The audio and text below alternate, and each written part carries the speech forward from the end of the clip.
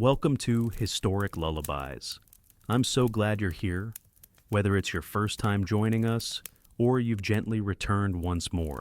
Thank you for letting your evening settle into something soft and curious.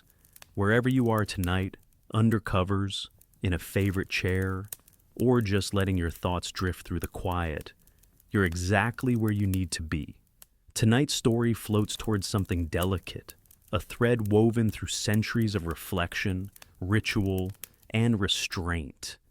We're going to wander through a world where beauty wasn't just admired, it was expected, where eyebrows were shaped by ethics, not tweezers, where a single touch of red on your lips could mean scandal or status. This is the story of beauty in ancient Korea, but not beauty as we know it now. Not bold, not loud, not sold in neon bottles. This beauty was a whisper, a rulebook carved in shadows, a mirror that reflected more than just your face. It told your class, your future, your place in the world. I hope this episode helps you relax, maybe even drift off to sleep. Though, I should gently warn you, these beauty rules, they might be just strange enough, just elegant enough, to keep your eyes half open with wonder. But if you do stay awake, you'll come away with something lovely. A new understanding of how the quietest customs often carried the loudest meaning. Maybe even a new appreciation for the way your own reflection shifts under candlelight. Before we float too far into tonight's story, a gentle like or subscribe would mean a lot, and helps Historic Lullabies keep growing quietly. One peaceful evening at a time. If you're listening somewhere cozy, feel free to share where you're joining from and what time the night has reached where you are. Now, go ahead and let your shoulders drop. Let your breath fall just a little deeper. Inhale slowly and let it go. Let's begin. There's something soft and luminous about pale skin in a moonlit painting. It doesn't glow like the sun. It hushes. In ancient Korea, this paleness wasn't just an aesthetic choice. It was a message, long before LED mirrors and BB cream. Fair skin symbolized something powerful. Leisure. A person who didn't toil outside, who didn't darken under the sun's demands, was assumed to have status. A light complexion whispered wealth, nobility, cleanliness, even morality. This standard stretched across dynasties, but especially bloomed during the Joseon Dynasty, which lasted over 500 years. Confucian values were the pulse of society: order, virtue, self-restraint. Beauty became a reflection of that philosophy. Being too expressive, too colorful, that was seen as vulgar. You weren't meant to stand out. You were meant to blend into the harmony. And so, women, and sometimes men, powdered their faces with ground rice, sometimes even white lead or crushed seashells. The ingredients were fragile and often not so kind to the skin, but they gave the desired look, a quiet, noble paleness. There's a poetic image from old journals, a woman dabbing her face with a powder puff beside a candle. She doesn't look up. Her gestures are slow. She isn't rushing toward beauty. She's performing a ritual, one that connects her to centuries of women before her. Even the language around skin was different. In some scrolls, pale skin was compared to Baekgul, white tangerine, or dalbit, the glow of the moon. But this wasn't merely cosmetic. It was class, and not everyone had access. You had to stay indoors to preserve that fairness. You needed time for your routines. You needed money to buy powders, to own mirrors, to afford stillness. And so, beauty, in its most distilled form, was a reflection of privilege. Still, within these rules, there was a kind of grace, a stillness, a deliberate quiet. Historians still argue whether these ideals were oppressive or empowering. Were women confined by the beauty code, or did they carve out space for self-expression within its boundaries? Maybe it was both. There's one tale passed down in poems, not confirmed by fact, but too charming to ignore. A noble woman is said to have refused to tan even one arm. She carried a silk parasol, wore gloves in summer, and had a servant walk beside her with a paper fan just to shade her cheek. All this just to keep her complexion as pale as a magnolia petal. Her friends laughed behind her back, but no one dared mock her in public. Her skin shimmered like porcelain in the moonlight. And so, as you begin to drift deeper into this story, remember that these beauty standards weren't just surface level. They were layered with philosophy, class, symbolism, and quiet rebellion. In the next part of our journey, we'll trace the shape of the perfect eyebrow and learn how even that tiny curve once carried weight that could open or close doors. Let your mind rest there, on the shimmer of powder and candlelight, and we'll float onward gently from here. You linger in the hush of a dim morning, where the light hasn't quite declared itself, and shadows are still deciding where to fall. In this quiet hour, beauty waits in stillness. A bowl of rice powder sits on a lacquered table. It's fine as dust, soft as sighs. Beside it, a small mirror polished to reflect less detail and more suggestion, a hazy outline of who you are meant to be. This is not vanity, it's discipline. In ancient Korea, pale skin wasn't just beautiful, it was expected, especially during the Joseon Dynasty. The ideals of Confucian philosophy shaped almost everything: politics, relationships, and yes, beauty and Confucianism, with its emphasis on humility and inner virtue, didn't allow for bold displays. To be truly admirable, your beauty had to be quiet, almost reluctant. A pale face was a face untouched by the vulgarities of labor. Fairness didn't just suggest gentleness, it proved you did not work outside, that you lived a refined life indoors, surrounded by poetry and porcelain. For women of the upper class, maintaining this look was part of their duty, a responsibility to reflect their family's status. To appear too rosy or sun-warmed could be seen as sloppy, undignified, even morally lax. But how did they achieve this pale, powdery look? They turned to nature. Rice powder was most common, dried, crushed, sifted until it felt like silk. When applied to the skin, it gave a soft, matte finish, like moonlight settled onto cheeks. Some recipes added ground pearls or seashells, believed to give radiance and coolness to the complexion. More dangerously, others included lead, a detail that reminds us how far some went in the pursuit of beauty, even at the expense of their health. In poorer households, women used flour or even chalk. The results weren't as elegant, but the desire remained the same.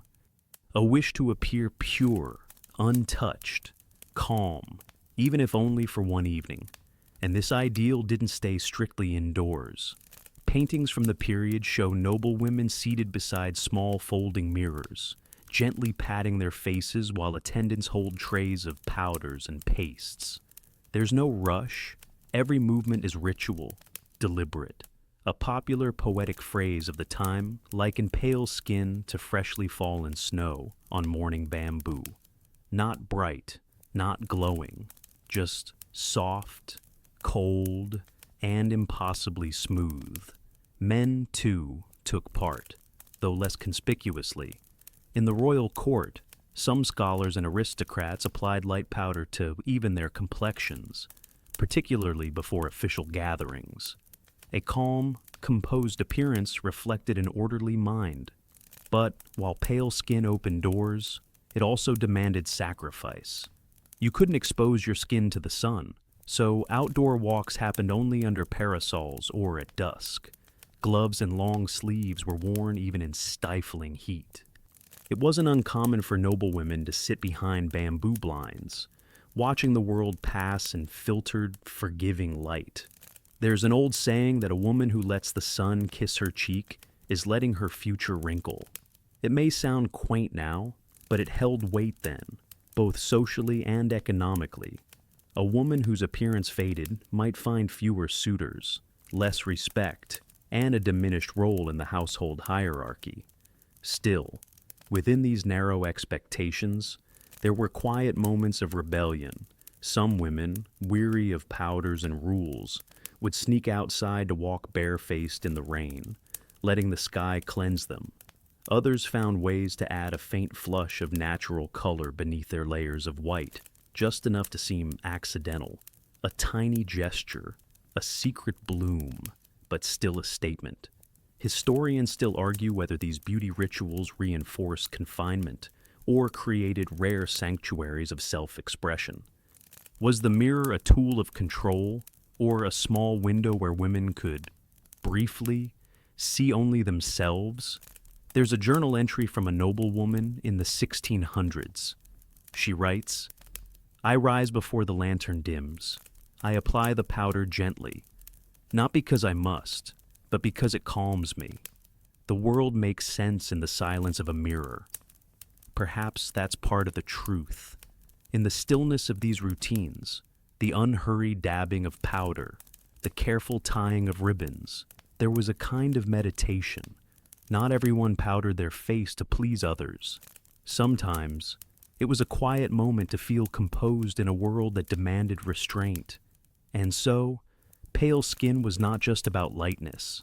It was about control, of image, of message, of self.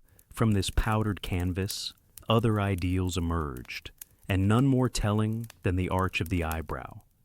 In the next breath of this story, we'll follow that gentle curve, tracing the brows of queens, scholars, and everyday women, each with their own shape of history. But for now, stay where you are. Let your mind drift over soft rice powder and moonlit mirrors. Let your breath settle like dust on an old vanity. And if you feel a little lighter, it might be the weight of history easing from your shoulders.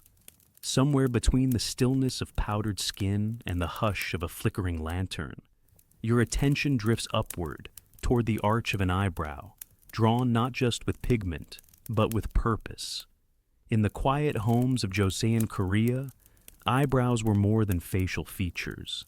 They were declarations, symbols, gentle lines that could reveal your status, your age, your virtue, or your defiance.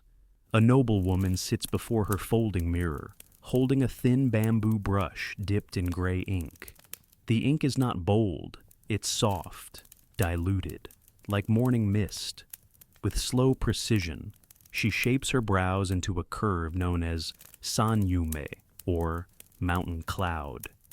The shape is poetic, soft at the beginning, rising gently at the center, and tapering to a fine end.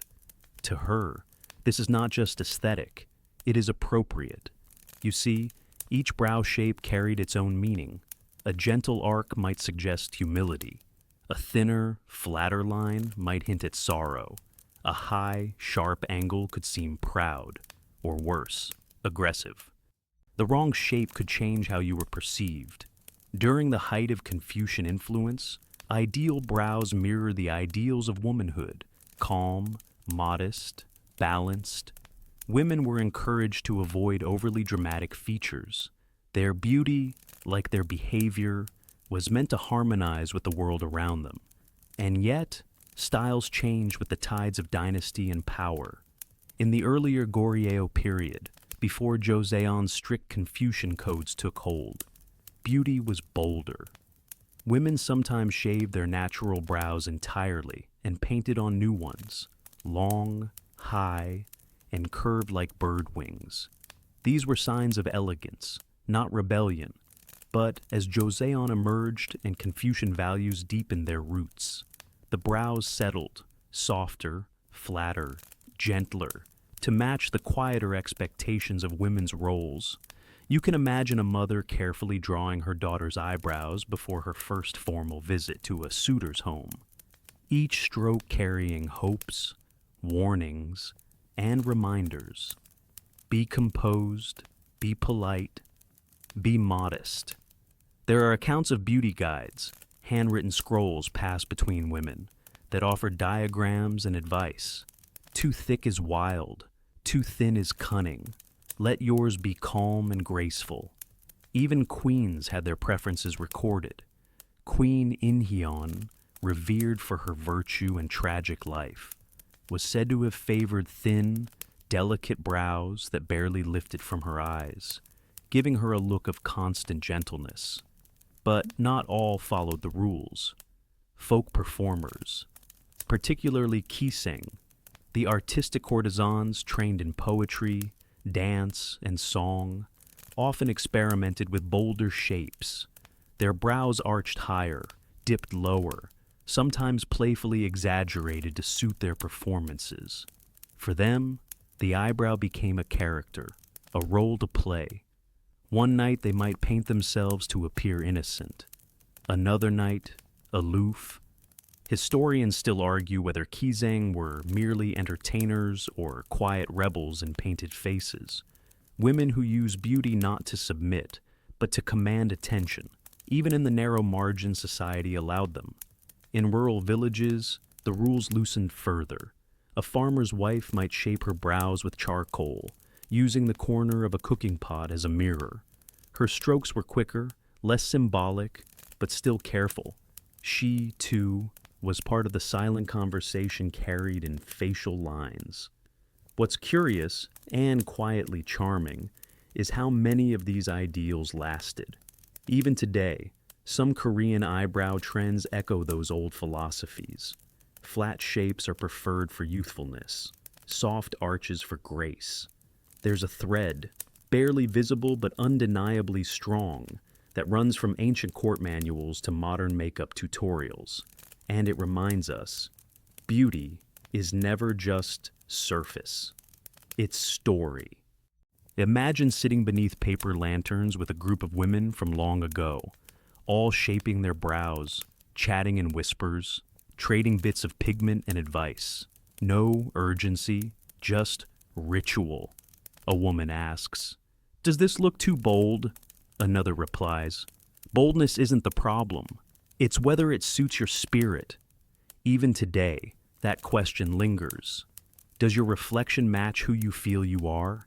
In one folk tale, a young woman is said to have eyebrows so gracefully arched that even the village monks looked twice, not in desire, but in admiration. They said her brows resembled the twin hills where the morning sun first touched the earth. Is it true? Perhaps not. But the fact that someone told it, and someone else remembered, means it mattered. Your mind may drift now to faces you've known, those who shaped themselves for others, and those who quietly chose their own lines.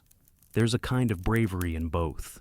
So, as you lie here, letting your thoughts soften, imagine a gentle hand holding a brush, not to change you, but to frame what already exists, to draw attention, not to what you lack, but to what rises naturally in your expression. The brow is a bridge between what you are and how the world reads you. Next, we'll explore the quiet revolution of simplicity, how women in ancient Korea found elegance not through adornment, but through restraint. Let that idea settle, like a whisper behind your eyes. Let your breath follow the arc of a slow, painted stroke, and rest there between expression and expectation, where beauty once lived in the softest of lines. That gentle arc lingers in your thoughts like the echo of a brushstroke. You follow it without needing to ask where it goes, and it leads you somewhere softer still, into the quiet realm of restraint, where beauty hides not in embellishment, but in absence. You find yourself in a serene courtyard just after dawn. The sky is a pale wash of gray-blue, and dew rests silently on the stone path. A woman in a plain, pale hanbok pours water from a porcelain basin into her hands. No perfume clouds the air. No jingling ornaments weigh her down. She wears no color except the quiet ivory of clean linen and the soft sheen of brushed hair. This is elegance, but not the kind you might expect. In the Joseon Dynasty, especially among the Yangban or scholar aristocrat class, Simplicity in appearance became more than a preference. It became virtue. The Confucian ideal did not permit flamboyance. Modesty was strength. Silence was grace. To paint oneself too boldly, to wear too many pins in your hair, that was considered shallow, even suspicious. A woman who adorned herself too eagerly might be viewed as selfish, or, worse, disloyal. And so, the most admired figures were often the least adorned. Their beauty whispered cosmetics, if used at all, were applied so lightly that they seemed almost accidental. A dusting of rice powder, a hint of crushed safflower for the lips, not red, but the faint suggestion of rose, like a petal pressed between pages and forgotten. No rouge, no exaggerated eyes, nothing meant to catch attention, only to soothe it. There's something deeply poetic in that.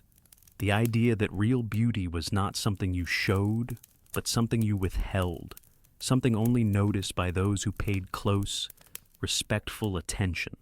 In this aesthetic, the body itself was not meant to be a canvas for display, but a vessel of discipline, a mirror of internal order. To keep it pure, plain, and peaceful was to reflect the harmony of a well-governed household and a well-governed mind. A noble woman's morning might begin not with a flurry of brushes and balms, but with a quiet prayer, a reading of Confucian texts, a brief moment to center herself before she gently tied her hanbok ribbons and smoothed her sleeves. Hair would be combed straight back, parted simply, twisted into a low, symmetrical knot. A single pin, perhaps jade or carved wood, held it in place. Nothing dangled, nothing sparkled. If a woman wore earrings, they were likely a small heirloom passed from mother to daughter, meaningful, not decorative. Even the fabrics reflected this subtlety. Dyes were soft, pastel greens, faded pinks, warm grays, and pale yellows. The silks were matte, not shimmering. The linen was clean, cool to the touch, and unembellished. In this world, restraint became a kind of language.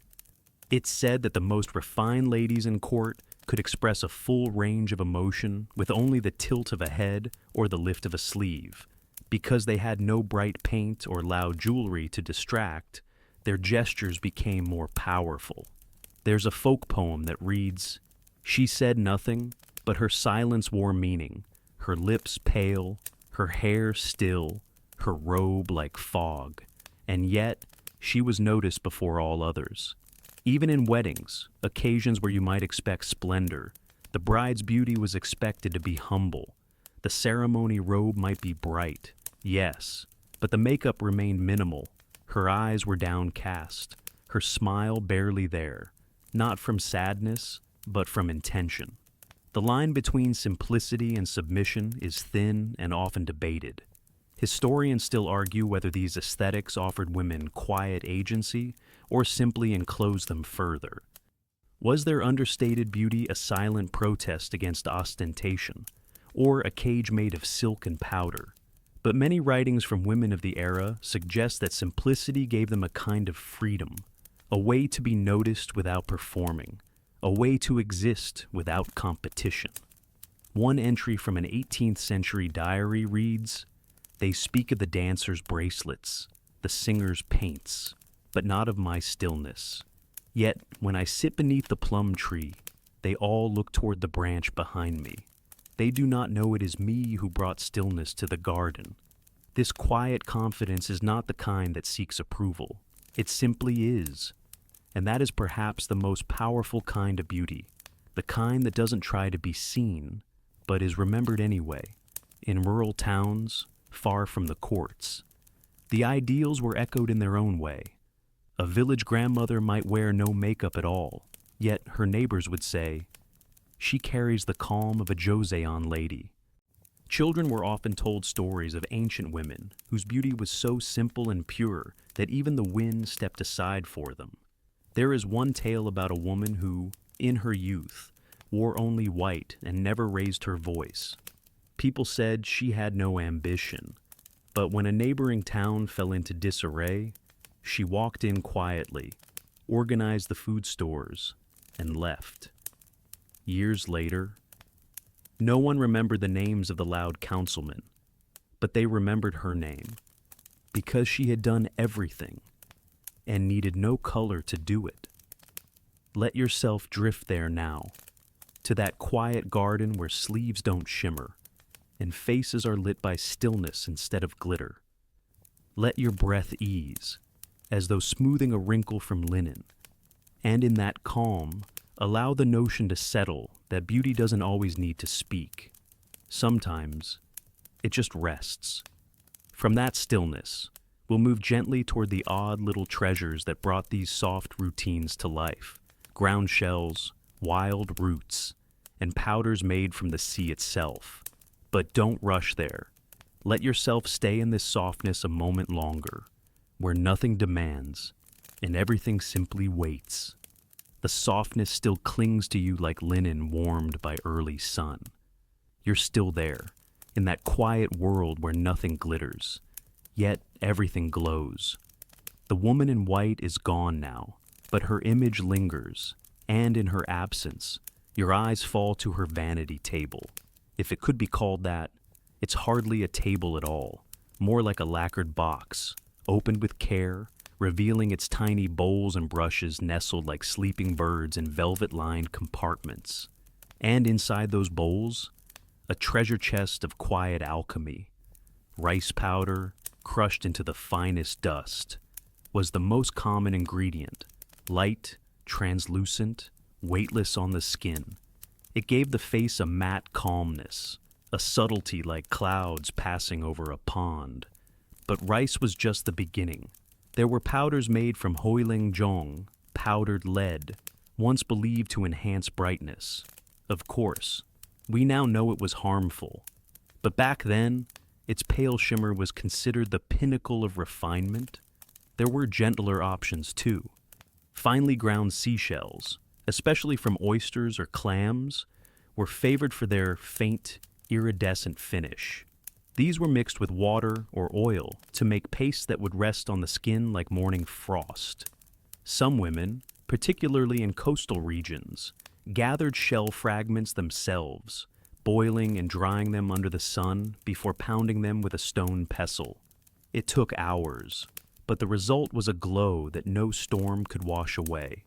In small villages, ingredients were drawn straight from the kitchen: mung bean powder for cleansing, barley for softness, and honey mixed with flower petals as a kind of night mask, long before the phrase existed. And safflower. Oh, the safflower. Its petals were soaked in water for days, yielding just a few drops of precious red dye. Not the loud, lacquered red you might find in a modern tube, but a translucent stain, like the tint left behind on a teacup after one sip. Applied carefully to the lips, it suggested vitality without demanding attention, a whisper of color, one you might miss unless you were close enough to hear her breath. Women stored these tinctures in tiny ceramic pots no larger than your thumb. These pots were treasures in themselves, often gifted between sisters, tucked away in wedding bundles, or passed down across generations. One pot from the 17th century, found in the corner of a noblewoman's chest, still held the faint scent of dried plum blossom. It had been sealed with beeswax. The color inside had faded, but the care it represented hadn't. And then there were the brushes, not stiff or bristly. These were made from rabbit hair or swan feathers, bound with silk thread. They applied powder like breath on glass.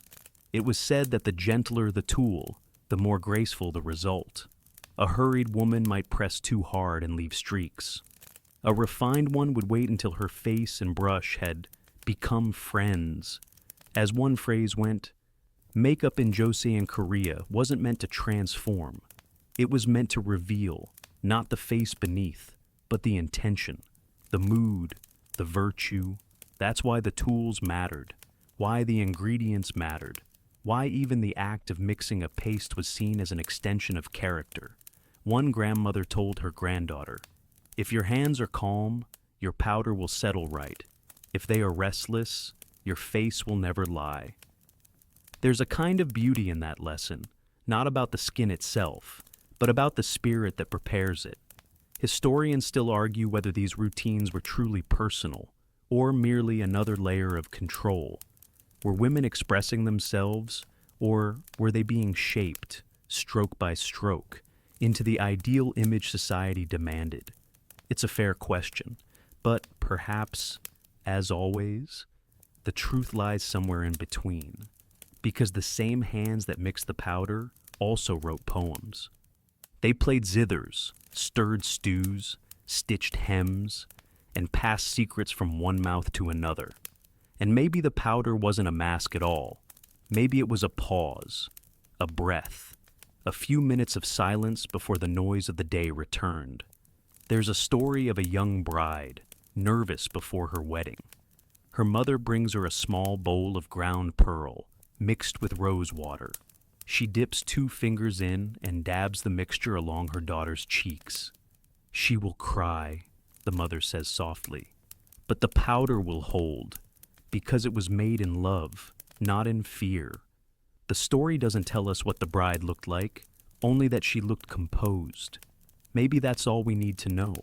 So now, as you lie still, your breath quiet and even, imagine those bowls, tiny, delicate, arranged like constellations in a lacquered sky, each one holding something handmade, something ancient, something chosen, a past not driven by mass production, but by intimacy.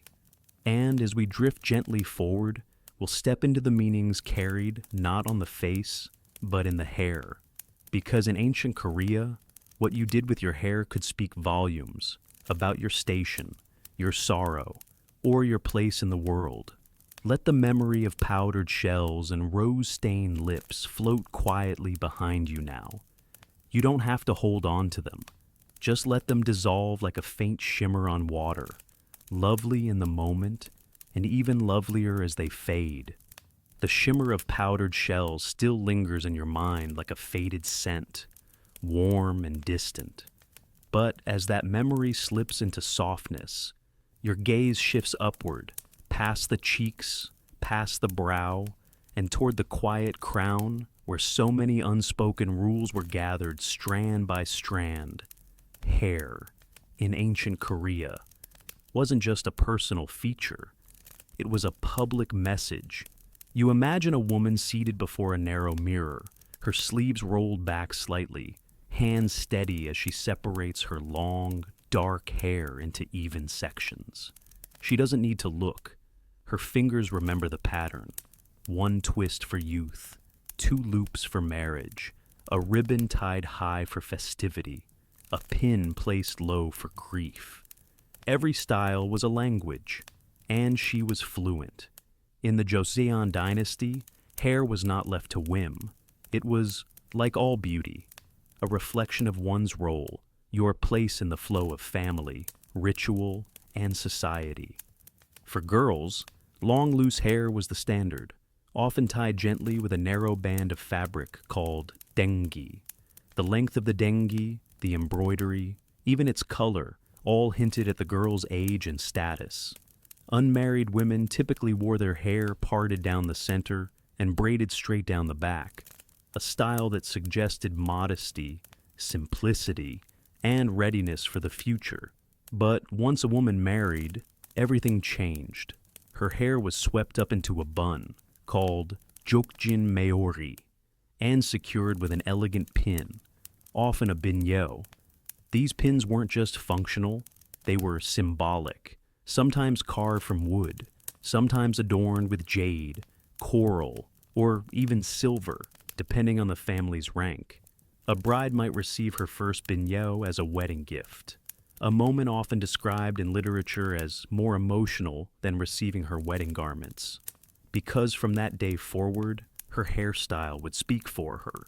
Even mourning had its own language. When a woman was in deep grief, say, after the loss of a parent, She might let her hair hang loose again, uncombed and unbound. This was not sloppiness. It was sorrow made visible, a way of saying, I am not whole enough to present myself. There's a painting tucked away in a royal archive showing a widow standing before an altar, her long black hair draped over one shoulder, streaked with white ash. No words are written. They aren't needed. Even children were taught early that hair had meaning.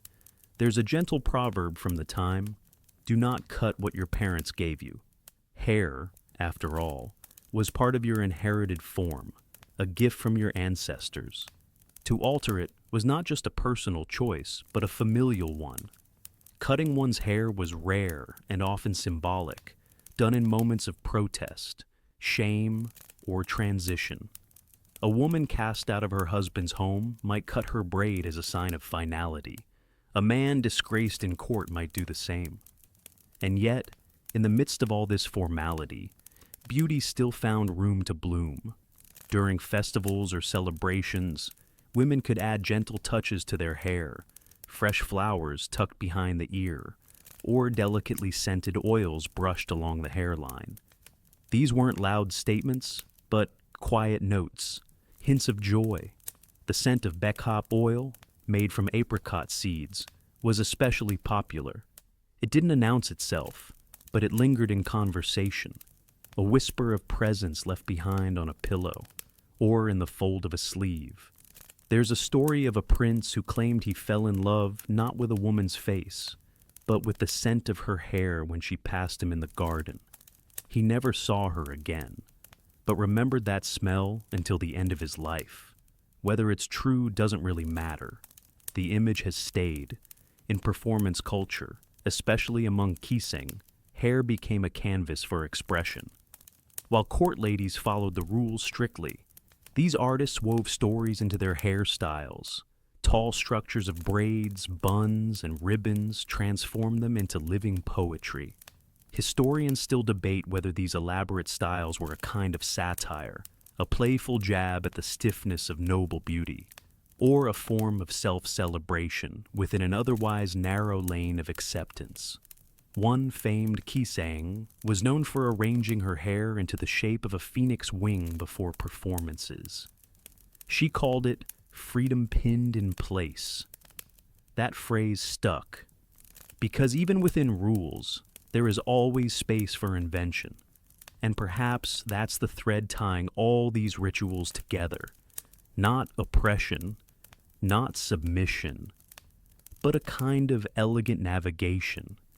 A way to say something true in a language others might not even hear. As you lie back now, your thoughts drifting like strands in water. Picture those careful hands again, parting, twisting, smoothing, tying. Not just hair, but memory.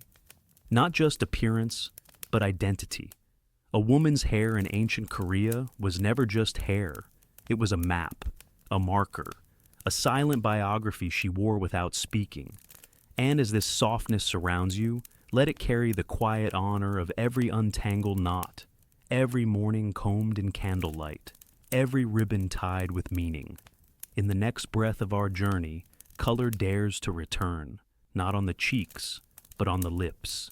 And it arrives with questions. What does red mean? Who is allowed to wear it? And how much is too much in a world built on restraint? But for now, stay here. Let your breath settle like combed silk. Let your thoughts rest in the crook of a quiet bun, held not just by pins, but by centuries of stillness.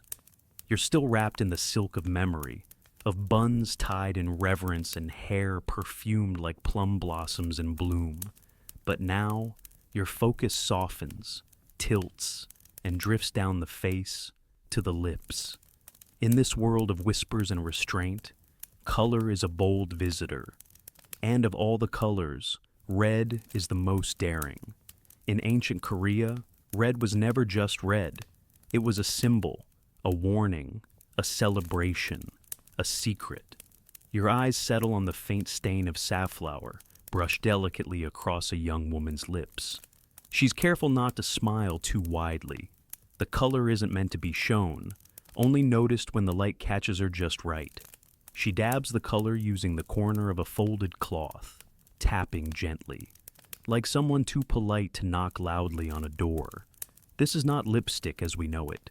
It's restraint masquerading as allure. During the Joseon Dynasty, especially in the early centuries, wearing red on the lips was considered almost indecent. Not scandalous in the modern sense, but improper, flamboyant, unnecessary. A virtuous woman didn't need bright color to be admired. Her goodness, her modesty, her balance, those were her charms. And yet, red persisted, not in great floods or thick lines, but in quiet, defiant dabs. The red came mostly from safflower petals, a rare and labor-intensive dye. Petals were soaked in cold water for days, stirred with ash, then filtered repeatedly until only the faintest pigment remained. Just a few drops were worth more than most could afford. For this reason, safflower dye was often reserved for noble women, or women with connections, with lovers, with secrets. In certain circles, especially among the Kizang, red lips became a signature, a part of their craft, their storytelling, their performance, not just of art, but of femininity itself.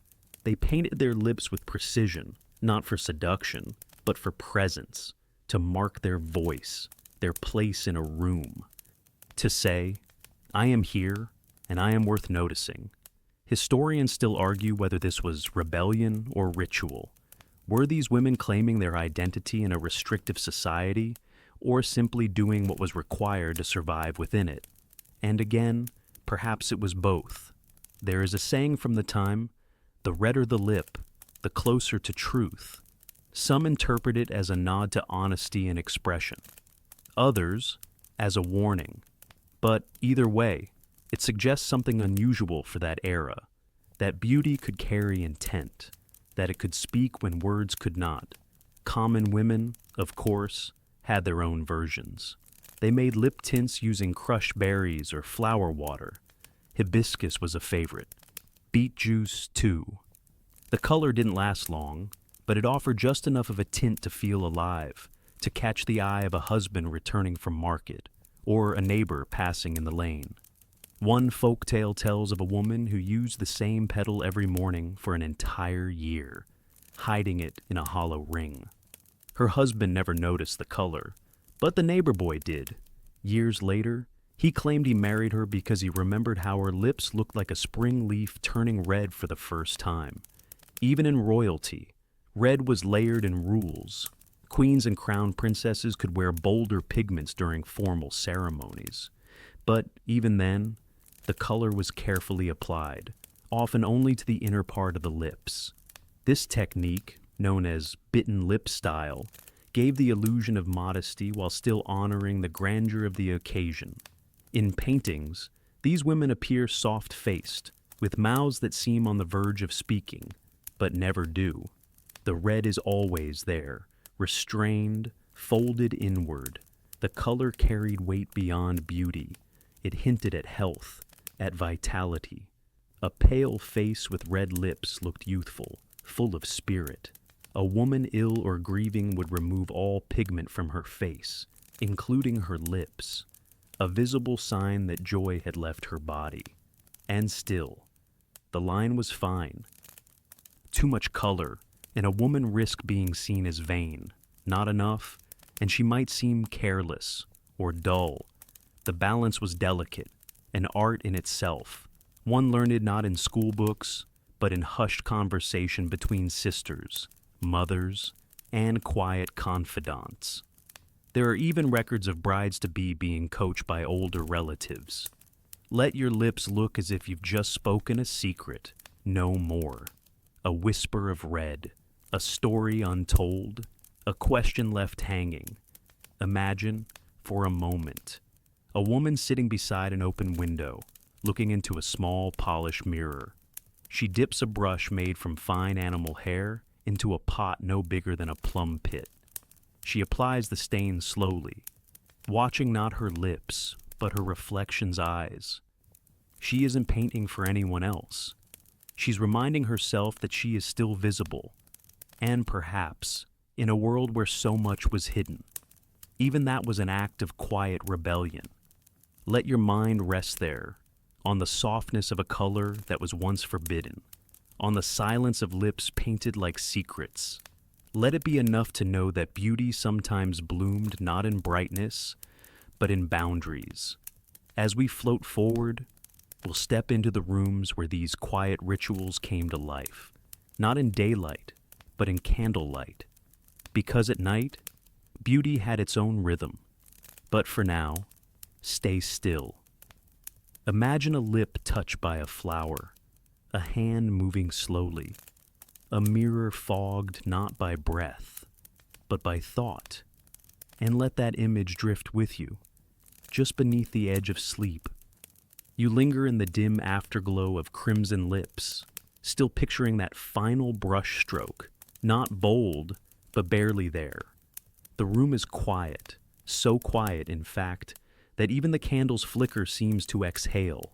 In ancient Korea, most beauty rituals didn't happen under sunlight. They unfolded at dusk, or just after moonrise, in corners of quiet rooms lit only by wax and flame. Candlelight made everything gentler. It softened edges, it blurred lines. And in its warmth, imperfections melted away like snow pressed between palms. You can imagine it now, the rustle of silk as a woman kneels before a small wooden stand, her candle flickering in the draft from a paper window. Her bowl of rice powder glows faintly, as if illuminated from within. She sees only her silhouette, not the spots on her skin, not the shadows beneath her eyes, but the shape of her being. It was said that the best time to prepare for guests wasn't in the brightness of morning, but in the hush of evening, when everything looked softer, kinder, even laughter seemed more graceful by candlelight. There's an old phrase, what the candle sees, it keeps to itself. And perhaps that's why so many women chose this hour to tend to their faces. The light wasn't just flattering, it was forgiving.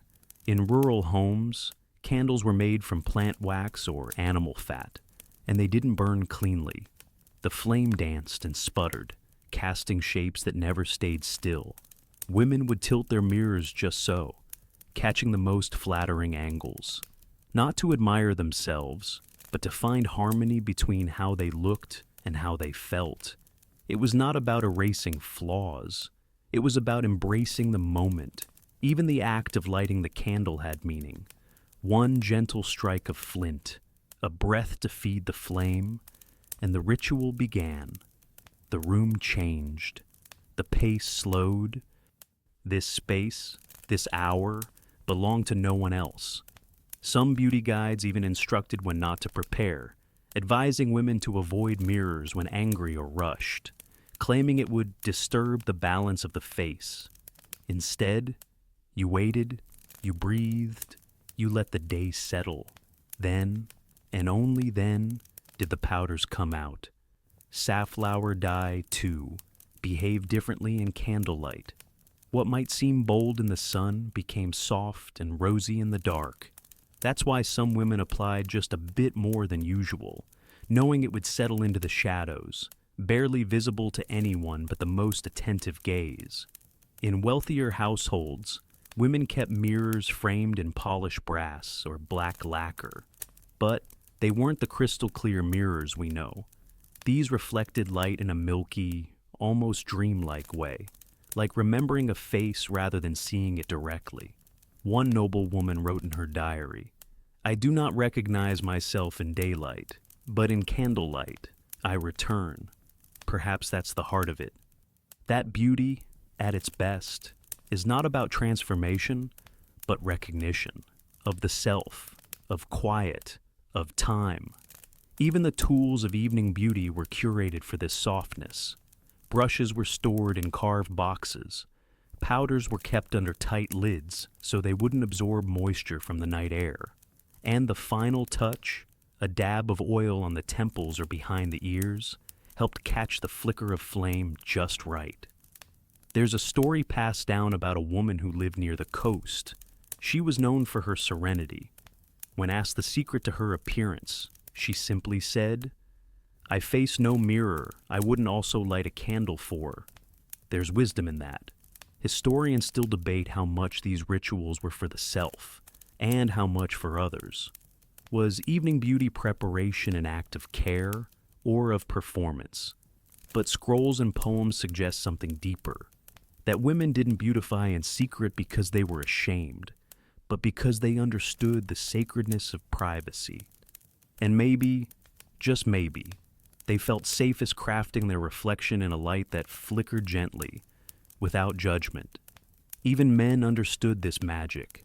Some records describe scholars who powdered their faces or smoothed their brows before tea ceremonies, not to impress, but to feel at peace with their own appearance. One Confucian teacher even wrote, "To wash the face is to settle the mind, to powder it, to still the ego." This wasn't vanity, this was reverence. And in this reverence, there was room for imagination. In folk tales, women would sometimes disappear entirely, leaving behind only the scent of their oil and the glow on the mirror's edge, as if the candle had kept part of them, and the rest had floated away on a wisp of smoke.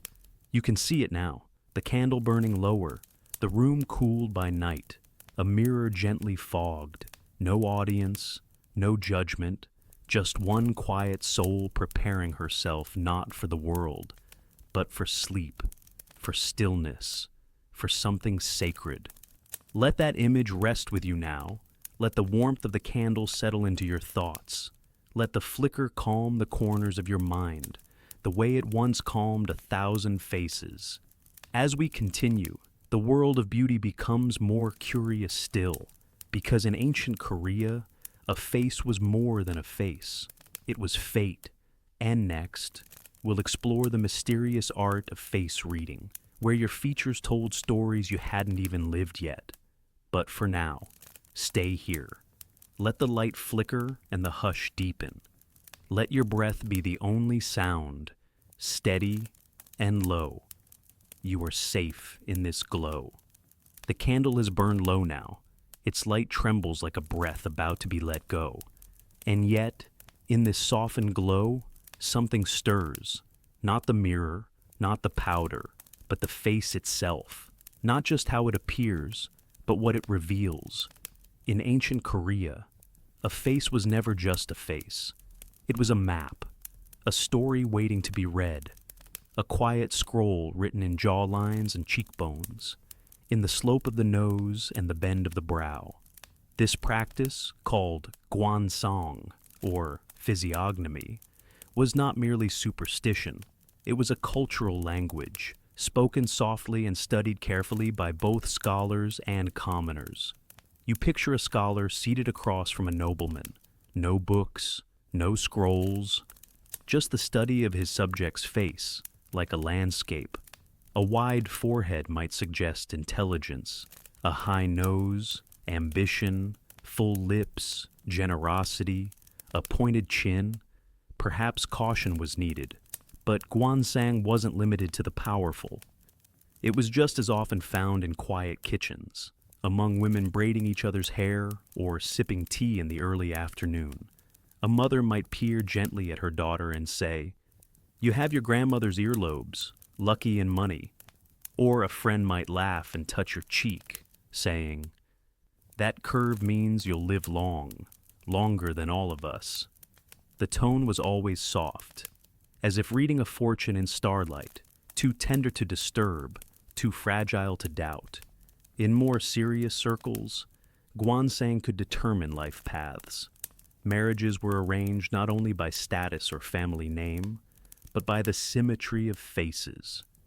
A matchmaker might examine two portraits and decide that the bride's eyes were too dominant, or the groom's mouth too thin, signs that harmony might be difficult. Some believed that you should never marry someone whose face looked mismatched to yours, not because of beauty, but because of energy, flow, balance. There were even rules for the best years to marry based on one's facial shape at certain ages, when the cheeks held promise, when the brow had settled.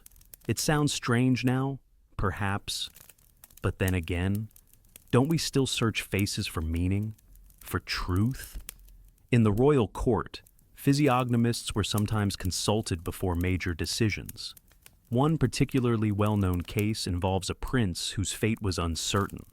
His uncle believed he lacked the features of a strong ruler, a narrow forehead, eyes too far apart. He was sent to study in the countryside. Years later, he returned taller, with a firmer jaw and sharper gaze, and soon after became king. Was it his training that changed him, or had his face merely grown into its destiny? Historians still argue over how seriously these readings were taken. Some say it was theater, others say it shaped real policy. But the truth likely lives somewhere in the quiet corners of both. Women, too, were studied, and studied themselves. A young girl with a high cheekbone might be told, "You will carry others through hardship." A woman with a softly rounded chin might hear, "Your children will rest easily in your arms." These weren't compliments or predictions, but reflections, ways of connecting the body with the life unfolding within it. Some women even altered their grooming to balance a feature. A slightly uneven brow might be drawn a little higher, a thin lip softened with a touch more stain. Not out of vanity, but alignment. A hope that internal harmony could be mirrored, just enough, on the outside. There's a tale of a woman who visited a Gwansang reader every year on the first full moon. She asked only one question. "Do I look more like myself yet?" The reader never gave her a straight answer. He would say, "You look more like your future." And she would nod, satisfied. Face reading was not about judgment. It was about connection, between time and self, between fate and form. One old Gwansang book, passed between scholars, writes, "A face is a stream. Watch how it flows. It may pass rocks or widen in sorrow, but always it moves toward its source." The face wasn't fixed, it changed, and that meant fate could change too. This belief allowed for gentleness, for second chances. If your eyes carried grief this year, perhaps next year they would shine with peace. If your lips were tense today, they might soften with laughter by spring. And perhaps that's what made Gwansang both mysterious and comforting. It offered the possibility that we were not stuck in ourselves, but gently becoming, that time sculpted us not only within, but on the very skin we wore. Even makeup, subtle as it was, took this into account. A woman might emphasize a feature she was proud of, not to seduce, but to honor the part of herself she most trusted. A wide, thoughtful brow, a kind curve in the jaw. These were not mistakes to cover, but signs to celebrate. So now, as your breath settles like morning mist, think of your own face, not with critique, not with analysis, just as a map, written slowly over the years, not always perfect, but always true. Let the idea settle that you carry stories you haven't even lived yet. And maybe, in some small way, your eyes already know where you're going. In our next moment together, we'll explore a flower, vivid, rare, and far too precious for most to touch. The red of safflower wasn't just color, it was currency, status, and an art form all its own. But for now, let your thoughts rest gently between your temples, on the quiet knowledge that your features, like the stars, were never meant to be identical, only meaningful. You're still nestled in the quiet of interpretation, drifting gently through the folds of stories written on cheeks, brows, and silent smiles. But now a color begins to return, one that doesn't shout, but hums with meaning. A flower pressed into pigment, a stain wrapped in tradition. The safflower. In ancient Korea, safflower, or honghwa, was not just a bloom.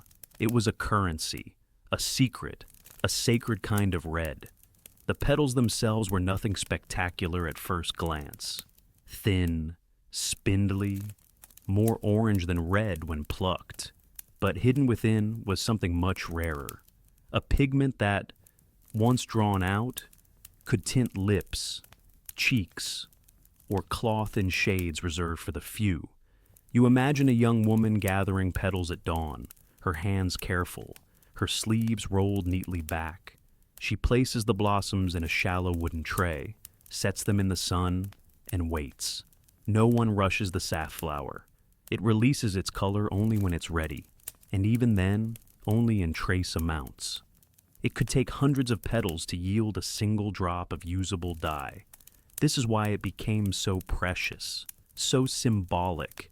In a world where simplicity reigned, the ability to possess and use such a rare pigment was its own kind of quiet declaration. Only the wealthy could afford it, and even they used it sparingly, a touch at the center of the lips, a blush just beneath the cheekbone, a dot on ceremonial garments too small for the eye, but not for tradition. In fact, the Joseon court regulated safflower usage. Dyes were classified and restricted by social status. Certain shades could only be worn by royalty or high-ranking officials. Others were permitted during specific holidays or rites of passage. And safflower red, especially the deep, bluish-red extract known as ginseng, was closely monitored. To misuse it could be seen as overstepping, even offensive. Historians still debate how often these rules were enforced. Some believe women found clever ways to dilute the dye or mix it with more permissible colors. Others think enforcement was lax in rural regions. But regardless, the message was clear. Color had class. And safflower red was aristocracy pressed into petal form. What's most remarkable, though, is how this flower, so unassuming at first, became such a central figure in feminine ritual. In bridal preparation, a mother might apply a small amount of safflower tint to her daughter's lips, whispering blessings with each tap of the cloth. The red wasn't meant to impress the groom. It was for the ancestors, for tradition, for continuity. There's a line in a wedding chant. With red lips, speak gently. Let the spirits see your honor. Even in mourning, safflower appeared, but faintly. A diluted version, almost invisible, worn as a promise that joy would return in time. And then there were the norige, the ornamental pendants hung from women's handbocks. Some were embroidered with safflower motifs, not to draw the eye, but to symbolize purity, beauty, and silent strength. In storytelling, safflower often represented longing. A girl in a folk tale might press the flower between pages of a letter she can never send. Or a widow might plant safflowers beside a grave, believing their bloom would carry her message to the other side.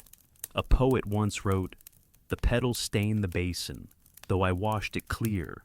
One drop remains, and in it, a memory."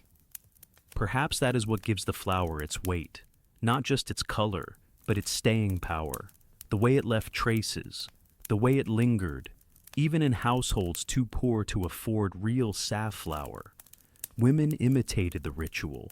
They used pomegranate juice, or beetroot, or steeped hibiscus to create their own versions of the sacred red, not to pretend, but to participate, to belong. Because safflower wasn't just luxury, it was lineage. A way to echo the hands of women who had come before, mothers, grandmothers, and beyond, each passing down the gesture, the cloth, the subtle bloom of color. You can still feel it now, can't you? The petal pressed between fingertips, the warmth of the dye soaking slowly into silk, the stillness of a woman seated beside a basin, patient, composed. There's something deeply human about the way we assign value to color, how we turn nature into meaning, and meaning into ritual. And even now, the legacy of safflower lives on. Modern Korean beauty products still reference it. Some lip tints claim to replicate the traditional shades. Others use the flower itself as a selling point, a nod to history, to quiet elegance, to the deep red that never quite fades. But beyond marketing, the flower endures in memory, in the folds of hanbok skirts, in the careful dabs of ceremonial makeup, in the whispered blessings passed between generations of women. Let yourself rest there, in the warmth of color extracted by care, worn with intention, and remembered in silence. Let it tint your thoughts like it once tinted the lips of 1,000 brides, 1,000 daughters, 1,000 quiet mornings. As we continue onward, the line between male and female beauty begins to blur, because in the refined world of Joseon aristocracy, it wasn't only women who painted their faces. But for now, stay where you are. Let the flower press itself into your memory. No stain, no rush, just a gentle bloom, and the quiet knowledge that even a single petal can carry the weight of tradition. The image of the safflower still clings to your thoughts like a delicate mark, not bold, but persistent. Its red has faded from your imagination now, but something about its meaning remains, and as that quiet color recedes, a new figure steps gently into view. He moves with grace. His sleeves are long and brushed clean. His hands are still, but precise. And as he leans toward the mirror, you notice something surprising. A light powder over his brow, a subtle stain at the edge of his lips. Because in ancient Korea, beauty was not the realm of women alone. In the refined world of Joseon aristocracy, men, too, painted their faces, not with extravagance, not with spectacle, but with intention. The Confucian ideal of the scholar gentleman was one of balance, composure, and visible dignity. And for many of these men, physical appearance was an extension of moral clarity. A clean, powdered face suggested a tidy mind. Eyebrows were often trimmed and darkened. The shape mattered, strong, but not aggressive, calm, but not dull. A balance, always, too wild, and one risks seeming uncultured, too sculpted, and it bordered on vanity. Men of the Yangban class frequently powdered their skin with rice-based mixtures, just as women did, though theirs were often blended with cooling herbs like mugwort or ginseng, said to improve complexion and calm the spirit. And this wasn't hidden. It wasn't shameful. In fact, there are portraits from the era that clearly show male figures with visibly powdered skin, slight color on their lips, and eyebrows that had been gently shaped and inked. These weren't actors. These were scholars, poets, government officials. In ceremonial settings, it was almost expected. A man might prepare himself before an official exam, a poetry recital, or a family ancestral rite with the same care a woman might take before her wedding. The process wasn't rushed.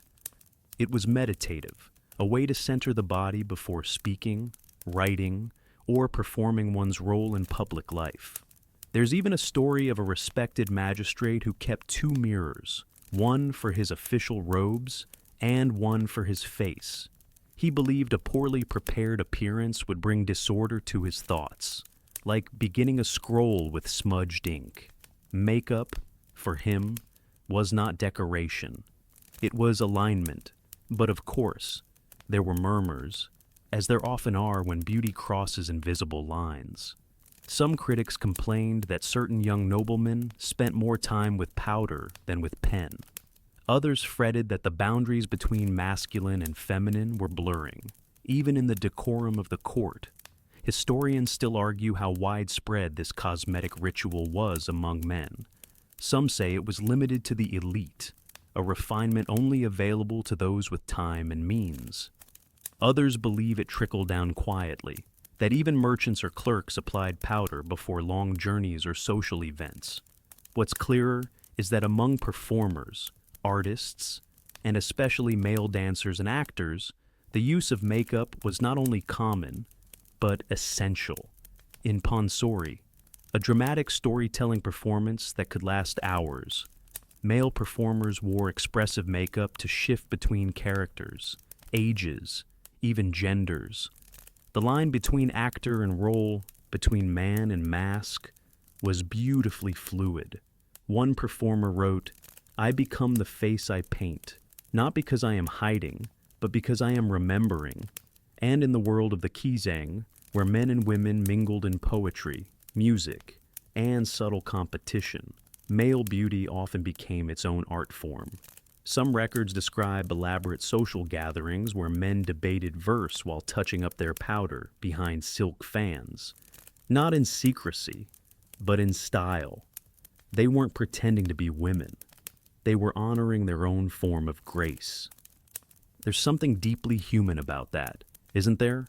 The desire not only to be seen, but to be seen well, not for vanity, but for dignity. One Confucian scholar wrote in his personal notebook, "To face the world without care is to insult the world."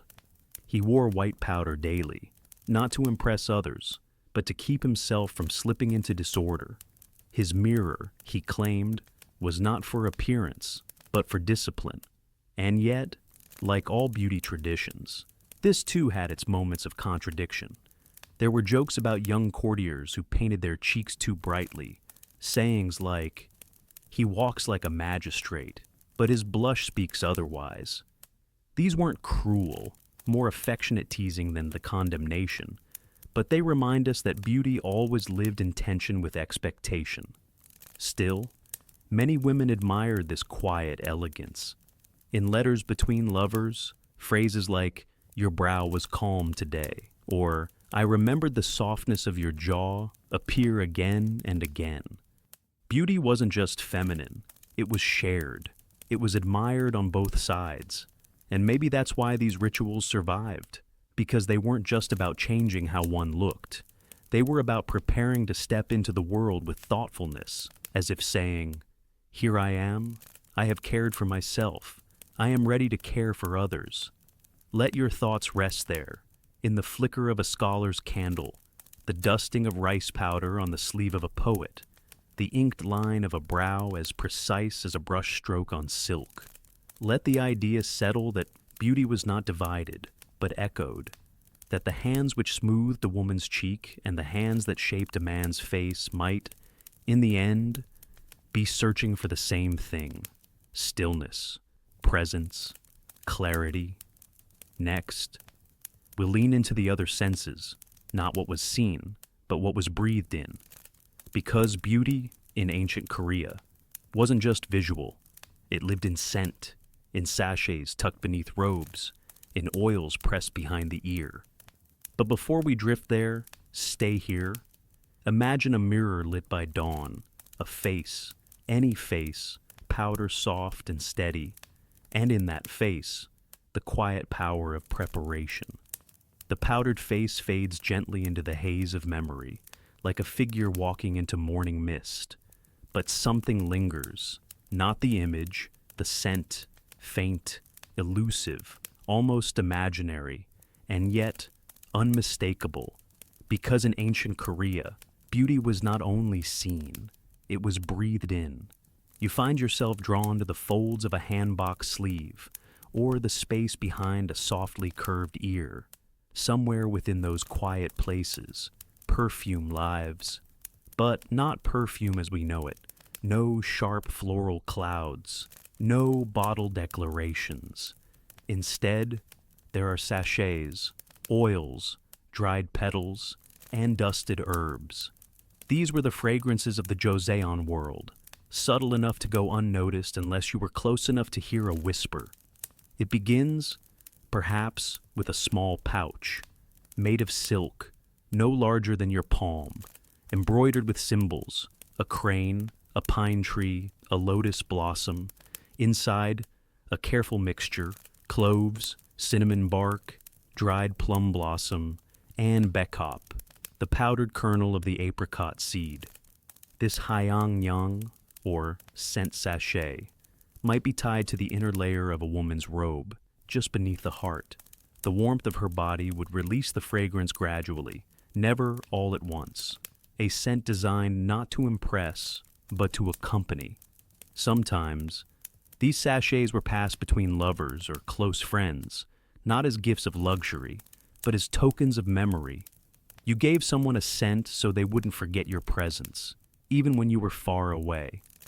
There's a letter from a nobleman to his betrothed that reads, "I cannot write all I feel, so I send you this pouch. May the scent remind you of mornings we've not yet shared." These pouches weren't only romantic. Mothers tucked them into their children's sleeves before exams, believing the scent would calm nerves and ward off misfortune. Priests carried them during rituals. Even scholars wore them while writing, saying the aroma unlocked the mind. Beyond the sachets were oils, faintly scented, pressed from herbs or seeds, blended with care. Women applied them behind their ears, at the base of the throat, or along their temples. One popular oil came from mokdon, or peony root, praised for its grounding, sweet earth smell. Another was made with sandalwood or juniper, soft and slightly bitter, used especially by older women who preferred subtlety over sweetness. And for the kizang, scent became performance. Before a recital, she might warm a comb over coals soaked in rose water, then run it through her hair, the steam carrying fragrance like a song. Or she might press crushed leaves into her pulse points, leaving a trail not visible, but deeply remembered.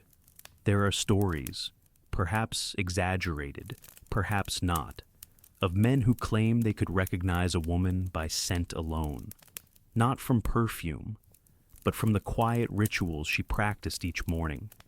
Historians still discuss how much of this was tradition and how much was intuition, whether these scents served social function or personal comfort. But what remains undisputed is their presence.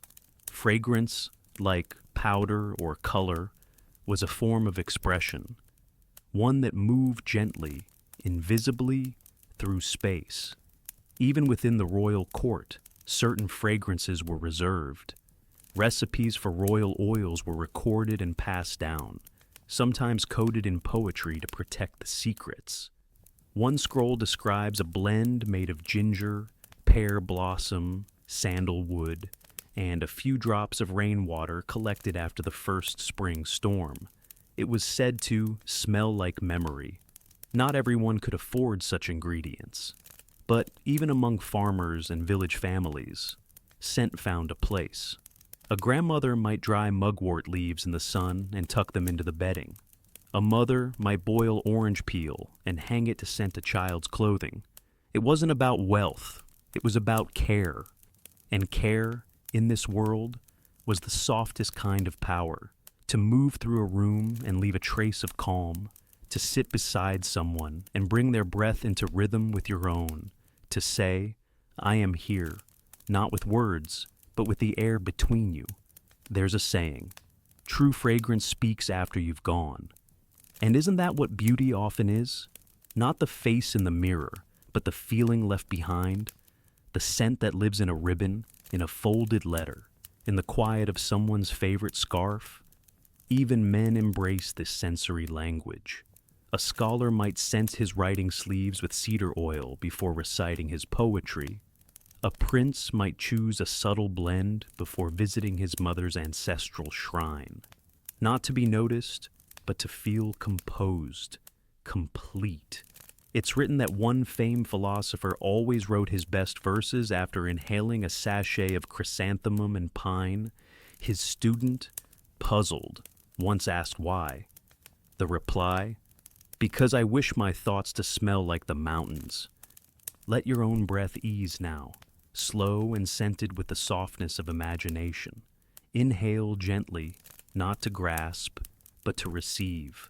Let the memory of these sachets rest near you, not bright, not loud, but lasting. A quiet note in the room, asking nothing, offering everything. Next, we'll step beyond the rituals of daily life and into the stage where beauty wore a different mask. In pansori and folk performance, makeup didn't follow the rules. It rewrote them. But Before we go, stay still a little longer. Let the fragrance linger, in thought, in air, in the folds of your attention. Let it say what words cannot. The scent lingers like a memory too polite to interrupt. But now, a sound begins to rise, not loud, not sharp, but rhythmic. A voice, a drum beat. The distant stir of an audience gathered not for quiet rituals, but for performance. This is Pansori, the soul song of old Korea. And here, beauty wears a different face. In daily life, restraint was virtue. Powder muted the skin. Color was rare, measured. But on the Pansori stage, those rules softened and cracked like an old fan in summer. The face became a canvas, the self a story. You imagine a performer standing beneath a single lantern. Their face, once pale and powdered like any noble's, is now transformed.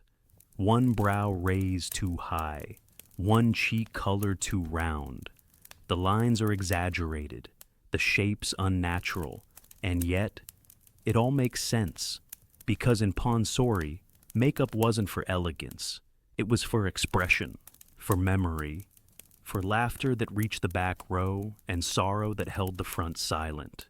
A single singer might play dozens of roles: grandmother, warrior, fox spirit, bride, all with the same face, rearranged in pigment and posture.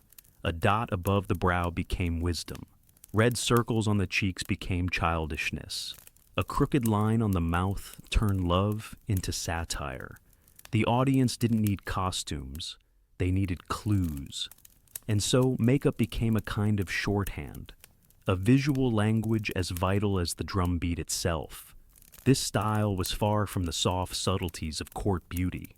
Here, black lines were thick and unapologetic. Red pigment was loud and proud. Powder was sometimes caked on so thick it cracked when the performer laughed, which, to the audience, was the point. In folk performances, beauty became a game of reversal. The older woman was painted too rosy.